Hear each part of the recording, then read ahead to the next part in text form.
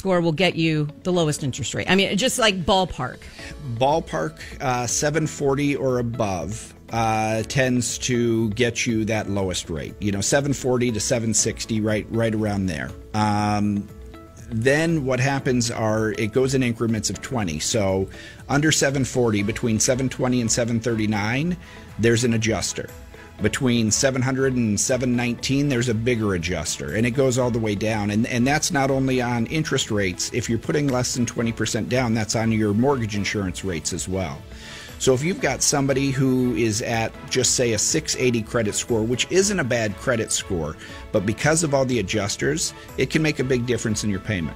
And that's something that is newer relatively to the mortgage industry, too. Because, back in our early days, that was not the way it worked. Right. No, I would say the past 8, 9, 10 years or so, you've really seen those credit score adjusters go into place and make a big impact. So, but that's an area where you really shine, though, you and Emily, with that, because you do such a great job educating and not just telling them about it, but what are some of the other things that you bring to the table? So one thing we do is we have a credit simulator. So we'll pull credit. And we pull from the 3 major credit bureaus, Equifax, Experian, and TransUnion.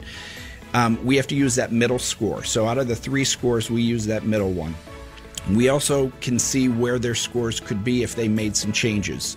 So that might be if they paid down some debt. It might be if they pay off a collection and get that removed. And so we have had, in some cases, we've been able to raise somebody's credit score about 100 points in a couple weeks. That's not common, but it just so happened with theirs it was.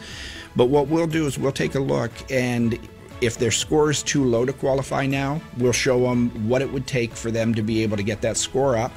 Or we've had some cases where somebody is a decent score, a 700, but we can show them how to get to a 720 or a 740 to get those better rates, and they'll work with us and we'll get that done for them. So, does losing your job do anything to your credit score? Losing your job doesn't. If you can't make your payments and you start missing your payments, that does something to your credit score. So first, you always want to make your mortgage payment, and you don't want to miss any payments, but if you had to make a choice, don't be late on your mortgage payment, because that could set you back years depending upon how much you would miss there.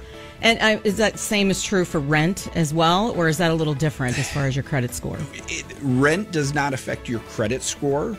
Where it would affect you is we have to do a verification of rent, and if they've missed payments, then the underwriter, that's going to be a knock on the overall credit. Okay. So we not only look at the credit score, we look at a lot of other factors, compensating factors, and if they were late on rent, then that could cause some problems.